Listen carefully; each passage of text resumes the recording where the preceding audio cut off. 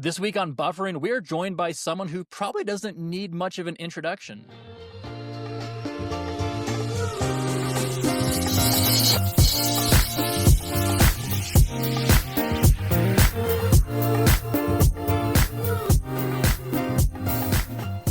Seth, welcome to the podcast. We're so happy to have you on Buffering. Gabe, we've been trying to make this happen for about a year now, and someone's always been a little too busy for us.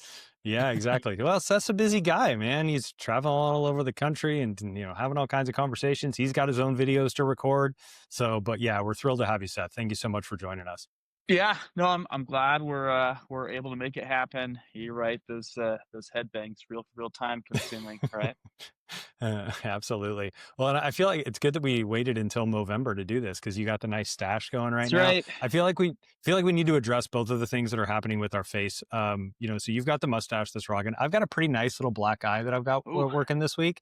We had somebody reach out and was concerned on our last video that something happened to me. So the story here is, just to get this out of the way, Seth, I know you've got young boys as well.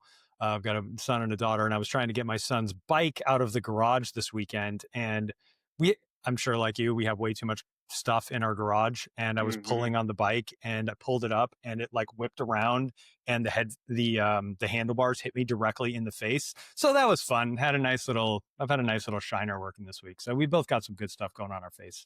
Well, and then the best part, especially when you have kids, is you just have to act like nothing happens and it didn't hurt, right? Yeah. Like you got to just keep your mouth shut. Just look, one of those, yeah, right? Just and gotta then just keep suck going. it up. Yeah.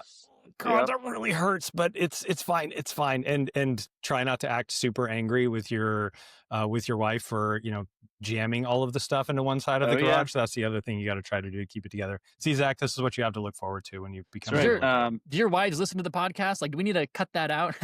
No, my wife never listens to the podcast. She has never listened to one podcast I've ever done. She probably wouldn't deny it either. The other thing I'll say, Zach, get used to breaking down boxes in the garage because they'll go out there. They'll never get broken down and put in recycling, though. There's only one person whose job that is. 100%. I saw this in a tweet it was probably a couple of months ago. It was, I think, something like, I never anticipated how many boxes I was going to break down as a dad. Like, that is one of my primary jobs. My son's getting old enough now where he likes smashing them and can kind of help. But it's a lot of boxes breaking down for sure. So in addition to breaking down boxes, Seth, again, so happy to have you on here today, but you do a lot of content on LinkedIn. And I think we should start out by talking about what you post on LinkedIn. Can you kind of walk us through, how you got into this, what kind of content you create and why you post such great videos? Yeah. So I'll kind of start at the beginning and let Gabe and I have had this conversation. I think pre-buffering was even a thing. Yeah, when maybe pre-podcast you were starting to you were starting your videos on LinkedIn, right? And it's interesting, and I'm sure we'll get deep into a lot of it. But how I got started, I was really fortunate at like one of my first jobs out of college. I'd been there for a few years, and we had a gentleman named Marcus Sheridan to come speak to a group of our customers. But his whole thing was content focused marketing. He'd lived it. He'd done it for basically a pool business that he kind of grew from the ground up. But we had the opportunity to have him come in. He's wrote a couple books, and then after he presented, a few of us went out to lunch. I ended up sitting right beside him, kind of picking his brain a little bit, and it's just kind of one of like those light bulb moments from like, if you can do this for a business, why can't you do it for yourself? And I had a buddy that had I started working at that company with. He had moved on, and he was doing some digital marketing at that point. He had got into video. He'd been on me for a while. Like, dude, you gotta just put anything out there. It doesn't even have to be good. It was at the point where like anything on video would blow up on LinkedIn, like 2018, right? That time frame. And finally I came around to it, and it's like, okay. And so I post something, and like immediately just saw it wasn't good at all. I'm sure I have the video saved somewhere, but very basic. Hey, don't ever go back and look at your first stuff, Seth. It's always a terrible idea. You have to, and it's ironic. That's what I tell Gabe. You have to do it. I do it. No, you can't edit this out. I joke with my buddy that was encouraging me to do content. We called it the crotch video because it was just like my camera was propped on a table, right? And like I was kind of standing back, but it was like, Oh, that's hilarious. midline with the midsection of my body. You could see my Uh-huh. whole body with terrible angle, lighting. You don't know what you're doing. So like that's when we've done the crotch video. But you put it out there, and even though it was terrible, still got great engagement. And Hmm. I'm sitting here banging my head against the wall before that, like, gosh, I can make all these calls, send all these emails, and people never respond to it. But I post this one video, and in like 24 hours, it has like 2,000 views and whatever else, regardless of TAM and everything else like that, right? You're just looking at it and you're like, okay, people see this. And there's Mm-hmm. some sort of reaction. And so, like, within 2 days of posting that, I made a commitment. I'm like, I'm going to try to figure this out, post a video a week, right? Is kind of what I started with. And then just generally getting more active on LinkedIn. And really, I'll go back to Marcus and his book. They ask you answer the original one. I started, and that was kind of my guide. And I'll save it, and I won't ruin it for anybody. I'll just say go buy the book and read it if you have any interest in content marketing. But essentially, his whole approach is like, you know, your customers are all going to be asking the same questions. And what are they doing when they have those questions? Like they're Googling it on their phone, right? Or now it's, Chat GPT or Copilot or whatever it is, but they're putting it in there. So how do you become the first thing that pops up on there, right? Like how do you optimize SEO and everything else? That's kind of the second piece, but the first piece of it is just get the content on there. It's video. It was blog posts at that time, LinkedIn posts, right? And so I was just thinking, one of the exercises he talks about in the books, like just take half hour, write down all of the questions your customers ask. Like, doesn't matter how elementary you think they are, write them down. By the end of it, you'll probably have 20, 30, 40 questions on there. And you just think back to customer conversations. Every single one of those questions is a piece of content, right? It's a video, it's a blog post. It can be redone on whatever people, react to on it. And so I kind of started with that, right? Like, what are these questions? At the time I was working in the commercial equipment finance space. And yeah, it just was really, really incredible kind of seeing people's reactions and not just getting noticed by customers, but by others in the industry and, by peers and employees at the company I was at and stuff like that. And so it was kind of a really cool thing. And now, that was, like I said, I think 2018. And so that's like, what, 7 years ago now, maybe Wow. even more than that. And it's kind of been going strong since then. But think about how many conversations you've had with people, conversations, quote unquote, you've had with people over 7 years of creating that content. I mean, it's Yeah. millions of conversations that you've been able to have with people at scale by just answering those simple questions. And I love that perspective. And I completely agree. Everybody should go out and read that book. It's a really good book to think about content marketing and how to create this, all of this content. You mentioned too there around blogs versus videos and AI and things like that. Now that people are, Zach and I talk about this all the time, but now that people are using AI search engines, whether that's going just directly to ChatGPT or Gemini and Google, all that video content becomes even more important because AI is actually really good at quote Yep. unquote reading all of that video content. So it becomes an even more important way to get that message out to people with how they're changing the way that they search and look for content now. And Gabe, we had a conversation with Steve on last week's episode, and he had a quote that I loved, and it said, Google and these search engines, these AI engines, are looking to give people the best result, be that best result, and this is a fantastic way to become that best result. Yeah, I think something interesting, and this goes back to the approach Marcus outlines. Well, you all know because you've been doing this long enough. It's one thing to show up once, but when you show up over and over and over again consistently, all of a sudden it's not even the answer they're looking for, it's your perspective that they're looking for, right? Like, oh, Zach, oh, Gabe, they know a lot about AI. They know a lot about content marketing. They talk about these things. I wonder what they think about this rather than like, what's the interweb say about this? It's what does Zach and Gabe say about this, right? And it's interesting as you show up over and over and over again for 6 months, a year, a couple of years, however long, 7 years, right? People start looking to you as that thought leader. But, contrary to what people believe, that doesn't just happen overnight, right? It happens with a lot of effort and attention. So Seth, there's been some just massive benefits, I think, in pushing this content out into the world. And I've certainly seen it as Zach and I have done this too. You mentioned that word authority, and people do see you as the authority on these things that you're talking about all the time. And one of the things that I've seen we've done this, as I kind of started with those initial videos on LinkedIn, and then we moved on to the podcast, is it really breaks down the barriers that happen in customer conversations. Could you talk to us a little bit about, how when you're out in the world, having these real-time conversations with people, one of the things you told me is that people ended up starting to come up to you versus you having to go out to them. But I'd love to hear a little bit more about that. Yeah.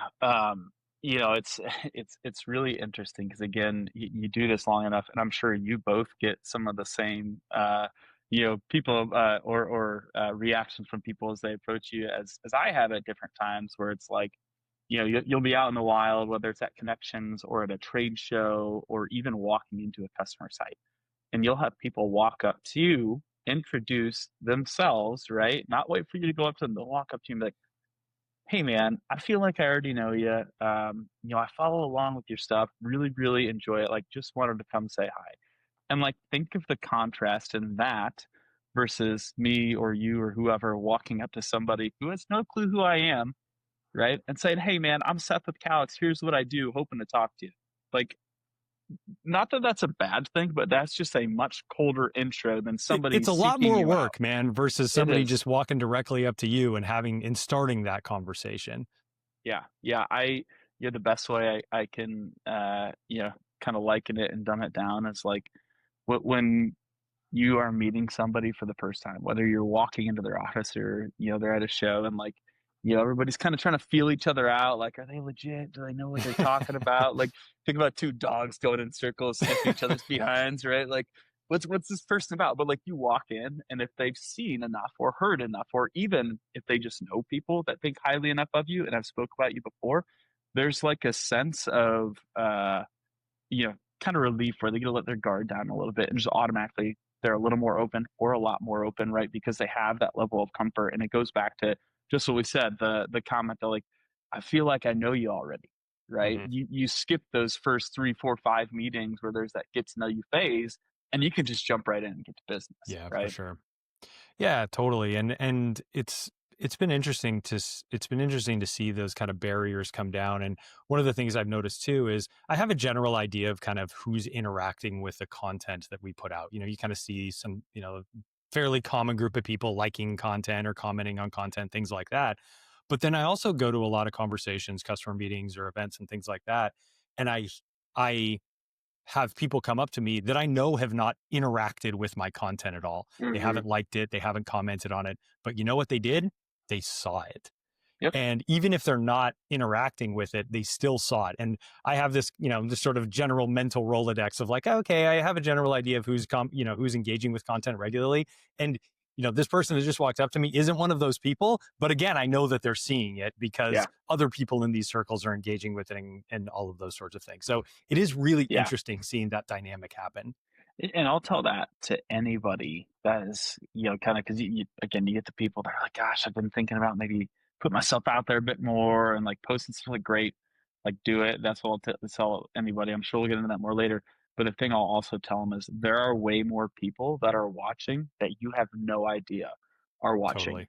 and people that are probably, um, you know, either further up the food chain or in different industries or different companies that you may not even be aware of, that are going to bring opportunities, right? You do it for long enough, if you're consistent enough, like, those opportunities will come. Hmm. Gabe, I just go back to when we started the podcast, you'd have people coming up. You probably see this too at connections or even, and it's like, "Hey, Zack, great to meet you. Love the podcast." They walk away, and you think, "I have no idea who that was." But Yep. as we've evolved, I had previously never saw myself as a thought leader, and now here we are.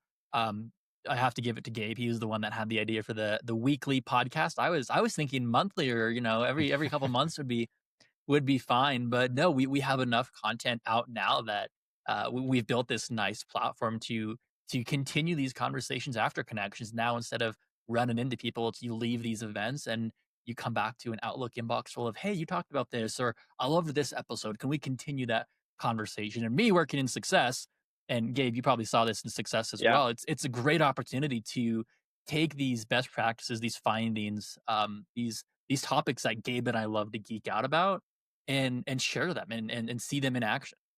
Yeah, and that's exactly where my sort of journey on this started was, Seth, I saw what you were doing, and at that point I was in success, you were in sales, and so you had a slightly different bent to the videos that you were putting out there. It was more, it was definitely a lot of industry stuff, but it was talking a Hmm. little bit more about product and the solutions that Calix delivers to our customers. And Yep. I thought that was brilliant, but I'm like, hey, well, I'm not in a sales role, I'm in a success role, but I'm having these conversations with customers all the time. They're asking me these questions. And you mentioned this earlier, like sitting down and just writing down all of the questions that you get from Hmm. customers on a regular basis. That's a beautiful way to get a list of the content that you want to create. But then on an ongoing basis, you're going to continue to get questions, and Oh you're yeah. going to, as you're listening to the conversations that are happening with customers, there's those common themes that are going to come up. I used to keep just a running OneNote on my phone of, Yep. here's all of the questions and ideas that I would have for a video. I think you gave me this idea as well. And then, maybe some days you're not feeling as excited about doing a particular piece of Yep. content. It's like, all right, well, let me look through this list and see what it is that I want to put out into the world today. And you'll get that inspiration from a particular topic that maybe you wrote down 2 months ago, never did Yeah. anything on it, and then you're like, oh, cool, I'm going to go off and run with something on that topic. Yeah. So here's the thing too. Especially to like folks from the outside that maybe haven't gone on a content journey, right? Where they've kind of created, put stuff out there and built relationships through that.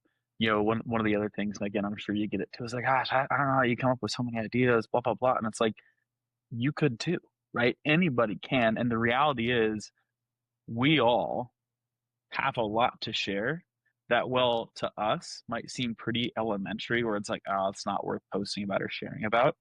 But because we're experts at that thing, what is elementary to us is like groundbreaking to people that haven't had that exposure.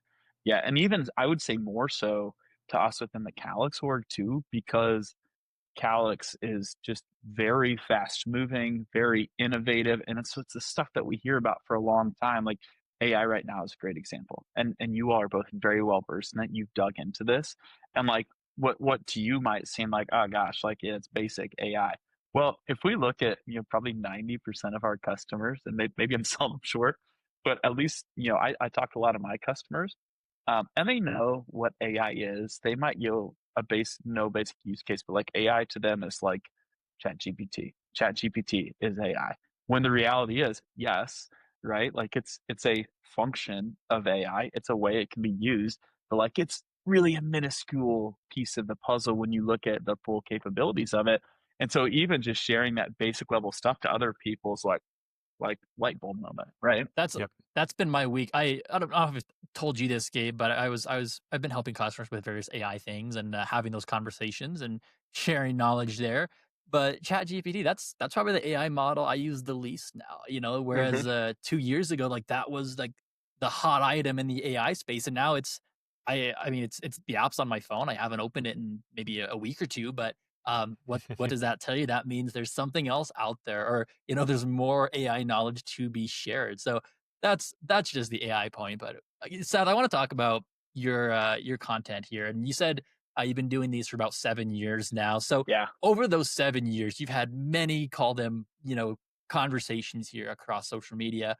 Hmm. What's that meant for your career, and how's that impacted your customer relationships? Yeah, well, it's it's been a journey, and I'll like if I'm gonna boil it down, I'll put as far as the benefits of my career. Every single job that I have taken since my first job out of college, right? So that one I went through the typical like, hey, do the career fairs, whatever, out of college, got into it, and that's when I started doing content. Like I was there like 3 or 4 years. Every job after that has come for me in one way or another through LinkedIn, right? And because that's where I post all my content. And it was someone reaching out to me, it was a recruiter noticing me, it was whatever else. And number one, that content helped me get noticed. Number two, it helped me stand out, right? And when you look at specifically what I do in a sales role, like cutting through the noise is so incredibly important because anybody, and I don't care what industry you're in, if you're a CEO, owner, any sort of decision maker, even if you're a one person company, you got people hitting up your phone all day long, right? So like, how can you cut through that? How can you put yourself a step above, or, the point we made before, establish yourself as that thought leader that people are then seeking out. And so it's been a really good thing. And actually it's funny, back when I started content, and I think most companies have moved beyond this now, but that was like 2018ish. And it was when LinkedIn video and all that stuff was kind of blowing up. And, there were a lot of companies out there that once they saw what started happening, people were noticing. They said, no, you're not allowed to do it. And they would masquerade behind it's not on brand. No, they didn't want their best employees to get poached, was what it was. Right. That is legit what it was. Like, I'm sure you can stand on whatever. And I was like, oh, it's not on brand. Okay, maybe, but like, have a conversation. You can figure that part out. They didn't want other people to get poached. And like, that was a thing for a while, but I was, the beneficiary of that on the same time. Right. So like, literally I started posting that content within like 3 months, had a new job with a different company, and like, which is, it wasn't anything against the company I was with at the time, but I was like, oh gosh, cool. Like, this is kind of a new thing for me, like put me personally in a better position, I felt like. And, kind of moved through a couple different orgs. The next one I took after that, like, that's when I decided I was going to take a pivot away from that finance industry I was in. And that's what brought me to the broadband industry. It was really a cold outreach. And, I still think very highly of this company I was working for out of Tampa. The president and chief revenue officer, they were a relatively young company, right? I think they had like maybe 10 or 11 employees at the time. They've grown significantly since then, but Strandley hit me up and was like, hey man, if you ever want to change industries, let me know. Like, we're looking for good salespeople. There's kind of a presence of broadband providers in the Midwest. And at first it's like, whatever. And the time became right. And I reached out to him. It's like, okay, let's talk. And then probably the best story of all of that is how I came into Calix. I can't remember if I shared this with you guys, but, I got into the broadband industry and I'd been in it for about a year. And so I started posting content. No idea what I was talking about, right? I've been in the space for a year, but I was like, somebody's got to say it, right? Somebody's got to talk. So here I'm posting stuff, and someone reaches out to me from Calix after like a year and like, hey, really like what you're doing here. We've got this opening in Iowa. Would you be interested in talking about it? Like, what, I'm excited about what I'm doing. I want to see this through thing. So we went back and forth a little bit. About a month later, the sales manager in Iowa at the time at Calix approached me at a show, and I never met him before, but again, comes up to me. He's like, hey, we have this opening on our team we're still trying to fill. Like, are you in love with what you're doing? Would you consider it? And I was like, that's funny. Someone from Calix reached out to me not that long ago. He's like, who was it? I was like, I looked to my phone. I was like, this guy, Michael Weening? And he's like, Michael Weening reached out to you? And I'm like, yeah. And I like pull up my phone and I turned around and showed him the messages. And he's just like, you need to talk to somebody at Calix. I'm like, okay, fine. And like, I had no idea who Michael was at that time, to be fair. Like I said, new to the industry. Michael was not president and COO yet. And I was kind of like, okay, maybe he leads some group there, whatever. Find out. I'm like, yeah, it's president of the company. It's pretty now funny. CEO of the company, but hey, whatever. Exactly right. But hilarious. again, it's funny. Like I said, you never know who's watching, right?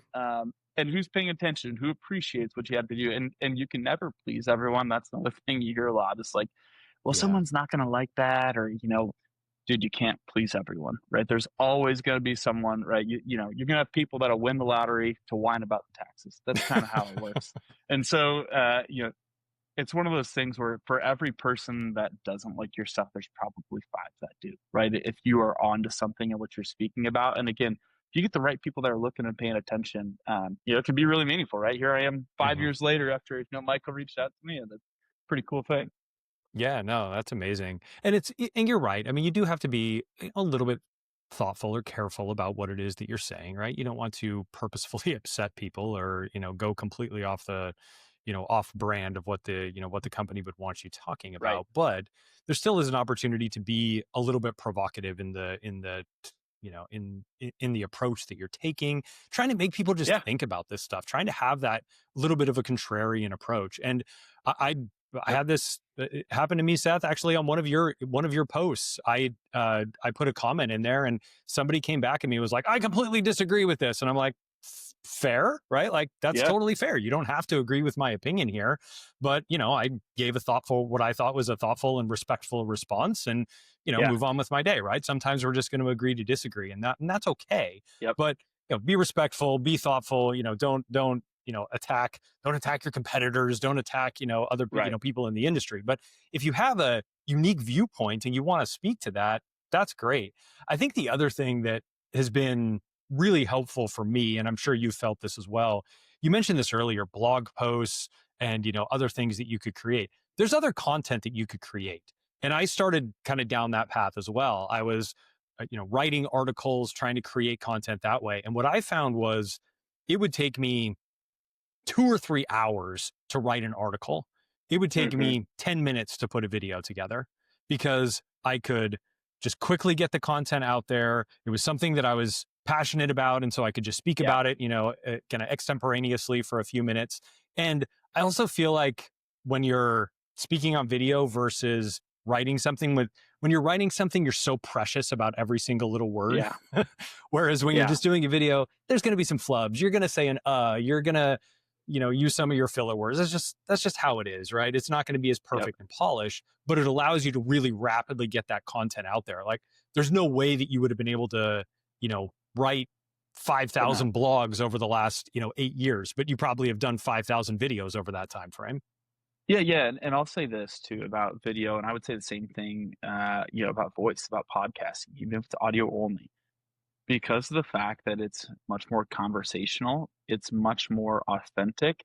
People, I'm just going to go out on a limb and say, I bet people that spend all their time doing text only posts or only blog posts, whatever, they don't have people walk up quite as often saying, I feel like I know you. You get that from that human connection that comes from hearing the inflection in someone's voice, hearing them stutter or throw an or whatever, because that to them, and again, this all starts clicking as you post more. That's what makes them figure out, like, we're not so different, right? That person might know a little bit more about this thing or a lot more about that thing, but they're a person just like me. They do their dishes at night. They mow their lawn. They chase kids around and get bikes flung at their face in the garage, right? Like they're normal people just like us. We have a lot more in common than you might think on the surface. I think that's a really big benefit of doing specifically video and voice content. So as we kind of wrap up the podcast here, I've got one more question for you, Seth. Well, two more, because I want to sneak this one in because we didn't talk about this yet. But speaking of brand, how did the head dab thing start? Where did that come from? Because you kind of made that your own. Yeah, going 7 years strong now, which is kind of crazy. So when I first started doing the video content, I figured out pretty quickly, like within a few videos, that some sort of motion at the beginning would like get people to stop scrolling, right? Because it was kind of autoplay on LinkedIn. And so like if you're just sitting there talking like this, like the only thing moving is like this little box right here, which is kind of cool with the mustache, but this is like the first time I've really had it. So that wasn't a thing then. So I figured out like, okay, some sort of movement. And so you kind of try to start it, like you did different things with, my hands or whatever. And for some reason, I like one day I was feeling wild or what, it was Friday. And, I did the headbang and like 3 people said something about it on the video. So I'm like, I'm just going to keep doing it. And so I did it for a few more videos. Then I did it for long enough that after like a few months, I didn't do it once. And someone commented like, this isn't the real Seth Thompson because he didn't do the headbang at the beginning. It's the AI Seth Thompson. Oh, that's hilarious. It's what it is. Yeah. So I still remember you did an April Fool's one where you did the headbang and then came up with a big Band-Aid on your forehead. That was a good one. Oh yeah. That one got quite the reaction. It's I don't know. And now, like you said, it's just become my calling card. And I've had the random thought cross my mind. I'm like, well, I'm still doing these things, but I'm like 60. I'm still gonna be like headbanging as a 6-year-old, like white hair. Like maybe I don't know. Never say never. Oh, I can't wait to see. But as we wrap up the podcast here, Seth, advice for anyone starting out who's just getting started on maybe creating their own video content for LinkedIn, social media. What advice can you give them? Yeah, if I boiled it down to a couple things, it's number one, like you just got to jump in, right? So kind of put together a plan, whatever that is. Have conversations with people that are doing it. Ask for that advice, right? Put together a plan so that you can have some runway. And like, Gabe, I know when you started posting videos, like we connected, right? And it was even just very basic. Like I'm not an expert by any means, but you do something for long enough, you kind of figure out some things that work and some things that don't. So like give yourself some runway, have a plan. jump in. And the other thing I'll say, which this is where 99% of people fail, be consistent and stay the course. I'll say I'm so happy to see that once you all started this podcast, it wasn't just like you did 5 episodes and it died, right? Like you've seen this thing. I mean, it's been going for what, like 2.5 years now? Is it? Gotta be Yeah, with a something little like break in that. there, but yes, something like that. Still, so like that's my point. Is you continued to show up, and I think so many people, if they don't see some sort of benefit or whatever they expected in their head right away, they just quit, and they're like, "Well, that didn't work." Content is 100% a long-term play. I mean, here I am 7 years later, right? Like all these benefits that we just talked about. I didn't notice most of those. Like, sure, people engage, but like actual tangible benefits, the things about jobs and customers and getting, recognized by people and like bringing warm introductions, that type of thing. It took a year, right? Yeah. Before any of that stuff to really start happening. And so it's like, just see it through, make a plan, see it through, give yourself a chance to, see those results. And like, it will pay off. If you're putting quality stuff out there, you're not speaking total nonsense, and there's an audience for it, like it will pay off. So yeah, I mean, those be the big things. Prepare and just do it. And number two, stay the course. And Gabe, we can speak to that. When we did our first podcast episode on our Apple headphones, 2 years ago, there was like a spike up in the analytics, and then it was basically a flat line after that, right? Like we did a few episodes with a few bumps in there. You could tell when we published, and then it just kind of flatlined.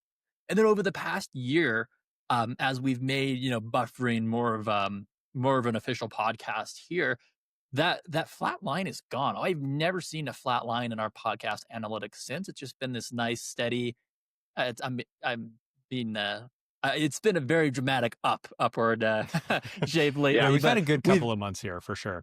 It took us, call it 2 years to get to that point, and that's I think it's a great thing to call out. Is you can't just post one video, two videos, and hope for the best. You have to keep on it. It's trite, right? But this is true of most things in life. Seth, I know you're big into exercise, right? Same thing, whether it's lifting weights, you can't just do it for a couple of weeks and expect that you're going to see results. Investing, right? I think is another great example. Zack and I nerd about, and we send ridiculous text messages to each other all the time about these sorts of things. But we also talk about going to the gym too. Don't skirt over that. True. Yes. We have exercise conversations in there too. But I mean, the same thing, right? Like you start out with $10,000 in the stock market, or whatever when you're just starting out in your career, and you think, oh my gosh, this is never going to grow to anything, and then all of a sudden, compound interest starts to grow over time. This is true of content too. There's very much a compound interest thing that happens when you're creating content. And the other thing so going back to what you said there a minute ago about just starting, could totally agree. And I really appreciate the graciousness that you showed to me at the beginning of this when I was interested in doing it, and how gracious you were with your time and your thought around that. But that word I think is really important, because if you embrace the content that you're creating with a gracious spirit of, I'm not doing this to necessarily get anything immediately. Yes. I'm just doing it because I want to share the conversations that I'm having with my customers, and share, what's happening, in these day-to-day interactions that are happening with work that we spend so much time doing. Ultimately, that's going to pay off. And like you said, right, it may take a little while, but it is going to pay off. And also, don't beat yourself up so much about the content maybe sucking at the beginning. It's going to suck. Like the first ones that you're going to do, you do, they're not going to be great. I look back at some of the ones that I did at the beginning of this, and they're not good. Or like what Zack said, the beginning of the podcast, before we had, nice microphones, and, we were on our crummy headphones and things like that. They weren't great, but they got us to the point that we are now of trying to just make it a little bit better every single day, every single week. And Gabe, I have to throw this in because I just got a notification on my phone here. Our YouTube channel, as of 1 minute ago, has 100 subscribers, and that had 0 subscribers, I think like 12 months ago even. So not our number one podcast platform, but again, a great milestone there. Yeah. There you go. Yeah. Love it. I'll just say, to echo what you said, Gabe, everybody's got their version of the crotch video, right? Like it's some truth. Exactly. Everybody's got it. Yeah, I had this little tripod, and I put my phone on it, and it was terrible, but you got to start somewhere, right? Can we do a quick listen and we don't judge bit? because Gabe doesn't even know about this, but Gabe, there was an episode we did, and it was genuinely so, it was so bad. I told you it was lost, and it was not lost. It was just, That's it was just that bad. Fantastic.